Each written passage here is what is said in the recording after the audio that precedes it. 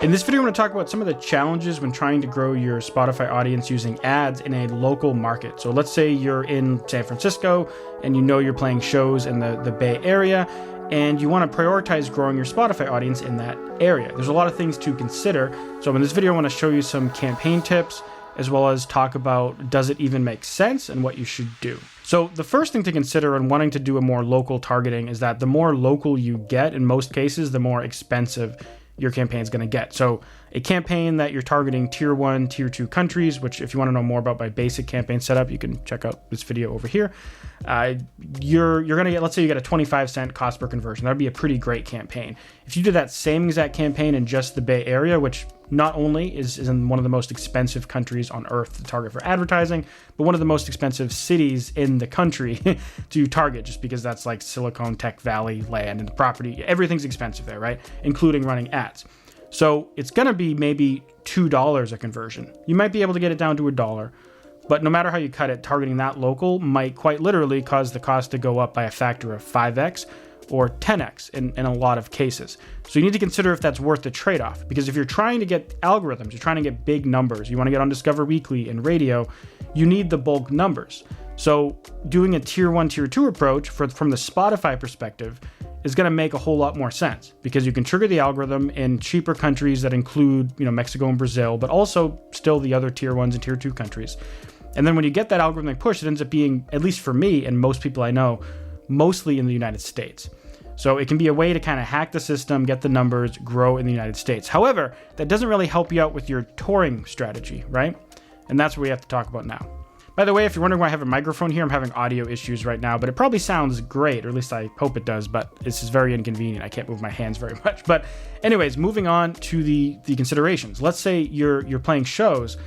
You're trying to prioritize that aspect of what you're doing, because shows can make a whole lot more money than streaming can pay you. They can be a great way to gain diehard fans. They can be a great way to build credibility and network with other bands and a whole bunch of other things, right? And obviously you might want to play shows really, really badly. And having a local market or local fan base will actually help you do that. And one way to do that is, instead of doing your Spotify campaigns around the world, you can do them in a local market. So you have a decision to make. Do you prioritize emphasizing that local market for a way higher cost and very likely not hitting algorithmic playlists? Or do you focus on the touring aspect, playing shows, and maybe even merch aspects of doing a more local market? And eating that higher cost, because you're going to have a longer term fan that might have the possibility of coming out and seeing you live, buying merch when they're seeing you live, etc. So now let's dive into Facebook ads so I can show you some of how this works. So, and again, click that link in the card if you want to see my basic kind of step-by-step tutorial video on how to build campaigns like this. But I want to show you, for all of you that do know, how to adapt these campaigns. So I have a bunch of campaigns here. Some are tier 1, some are just USA, and some of them are tier 1, tier 2. So for example, generally you would clone a campaign like this and then make it your local market. But just to make it simple, we're just going to dive in and we're going to do it with a singular ad set. So let's say I have this metalcore audience. It's tier 1, tier 2 now. I can go ahead and clone it. And then we're going to end up renaming this.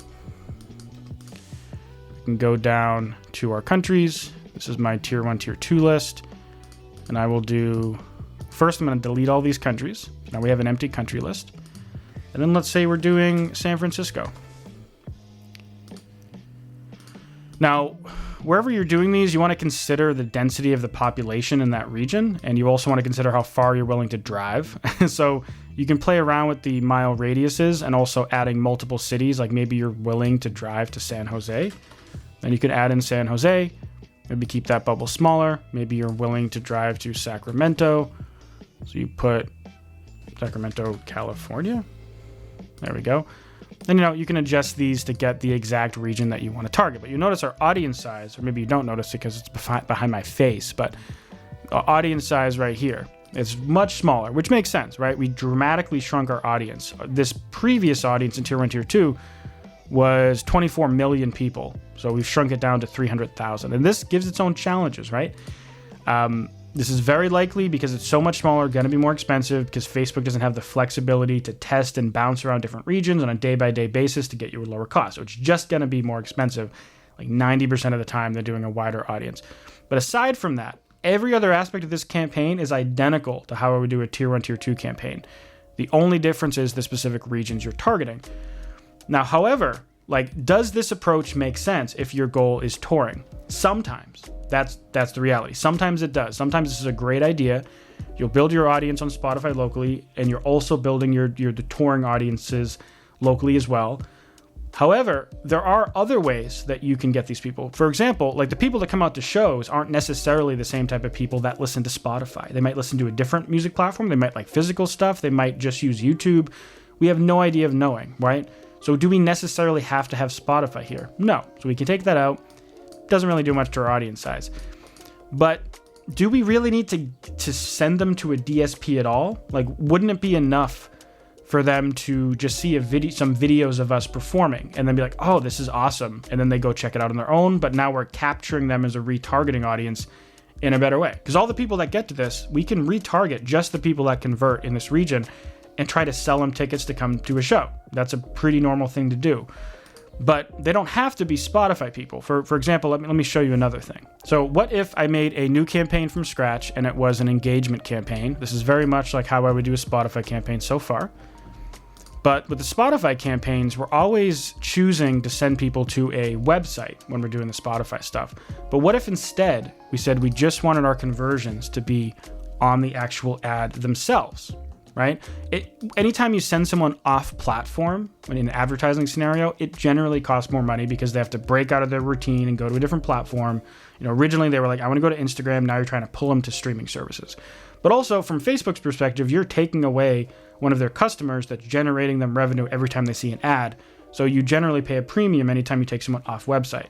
For something like streaming, it's just what you have to do, right? And there are other ways around it, but one way to do this, like if your main goal is touring or building some type of local audience, doing something like this where you're optimizing for 15-second video views instead of getting them off platform can get you a lot more people to retarget. The thing is, these people very likely will not just naturally jump over to streaming services because we're not giving them an easy outlet to do it. And maybe they don't even listen to streaming services. So this is where it kind of depends on your goals and what's more important to you. You have to balance all these variables. But with this, instead of paying maybe $1 or $2 per Spotify conversion because it's such a tight localized market, we're getting these really high costs. Maybe we're paying 10 cents or 15 cents per 15-second video view. Or maybe we're getting 25 cents per 50% video view on a 1-minute video. Because you can retarget people based on how long they watch on your videos. So for some people, this ends up being a better approach if you're not streaming focused, if you're just reliant on, like, your main goal is just like, I want to build an audience of people that I can retarget. They get to come to shows and you can retarget them again and again and again and keep building up this pool of people. Now, if I jump back into the Spotify campaign, the Spotify San Francisco targeting thing that we did, one approach, like if you decide, okay, I want to do the Spotify direction, I don't care if it's more expensive than doing tier 1, tier 2, it makes sense for you, which is great that you made the decision. There's some things you need to consider if you want to try to get the cost down. On one hand, one thing you could do is instead of testing all these different ad sets, because these audiences are so small, so you're probably not going to make a metalcore one, and then an alternative metal one, and then a new metal one, because it's just going to be too tight. So often what I'll do when I'm going super local is I'll just kind of merge everything into one just to get my audience as big as it possibly can be, because it'll help the campaign optimize further. So I'm going in, I'm clicking all the artists that make sense for my band. I don't even live in San Francisco, so this isn't a real example or anything, but these artists would make sense for my band. And I'll just pick a good amount. There's no real like magic number, just kind of pick the things that make sense and feel right to you. And now we almost doubled our audience size by doing that. So instead of splitting it into all these different tighter audiences, we're kind of reliant on one or two larger, broader audiences just so we can give Facebook the most flexibility in trying to find us the best people who will actually jump over. Now, also, we're keeping the Spotify target out of here. So we're being kind of streaming platform agnostic. So that means your landing page will likely also have every single streaming platform on it. And that's, again, just to broaden the pool of people, give people more options, give Facebook more options to jump in. I'll probably keep your ages the same. And I would consider going a little looser on the regions than you necessarily think you have to. Like if you think people wouldn't come this far out, it's like that may be fine because most people are going to be centered, but at least maybe you'll get some conversions on the far edge that might be cheaper than the people living in like the heart of San Francisco or whatever. Now, another thing you could do to try to bring the cost down in these campaigns is if you're playing with only Instagram placements, like let's say you were just using what I call my main 4, which would be these: Instagram feed, explore, stories, and reels. If that's your normal shtick, you could go in and add in Facebook placements. Instagram tends to have higher quality traffic overall, but when we're getting more local here, we're less worried about the quality of the traffic in like a super local region, and also we're just trying to increase the people, increase more options in the campaign. So I'll tend to add more placements in situations like this where there's less risk of like any artificial traffic coming our way. So I'll include way more things. And I might even include things like Facebook Reels and Instagram Profile Reels and Explore Home, things that I don't normally include, just to give Facebook as many options as possible to try to find us the best cost possible. You might find some of these things go too far and they don't make sense for you, but you also might find that like if you're doing hip hop or something, right, this audience is going to be much bigger. We're targeting alternative metal here. So if I had hip hop, we're at 2 million people. So you, in your genre, you might not have to go as far as this, because your audience just is naturally bigger because of the genre of music that you're making. But I want to make one thing clear. Doing this super local thing doesn't have any kind of secret sauce, magic formula, Spotify algorithm thing. I've had a lot of people tell me, well, what if I ran it to like just the US or just these countries? Is that some kind of magic hack that the algorithm will think, oh, you're blowing up in this market, and then it'll push it out? In my experience, no. I've done a lot of local stuff over the years.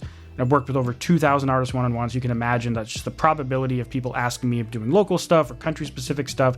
I haven't seen any evidence that doing like only one country or doing specific cities will cause your algorithmic push to be stronger, or you'll get editorials or anything like that. What I have seen is that it seems to be Spotify just cares about people streaming, listening, and engaging well. It doesn't seem to really matter what country they're from. The only thing that does matter what country they're from is when it comes to getting paid. So, because the streams from the United States pay a lot more than streams from Brazil or Mexico, and also those pay way more than streams from India, for example, which I usually don't target India anyways. But, that's another thing to consider. But don't do this thinking like, oh, this is some like algorithmic hack. This is really just like if your priority is building a local audience, but you also want Spotify, this is one way you can do it. You could also try the video view thing, but in a lot of cases, it can make sense to do the Spotify thing separately and then do your local stuff as another campaign objective. Anytime you try to blend campaign objectives into one campaign, it kind of muddies the waters, because like, how do you tell if this campaign won, right?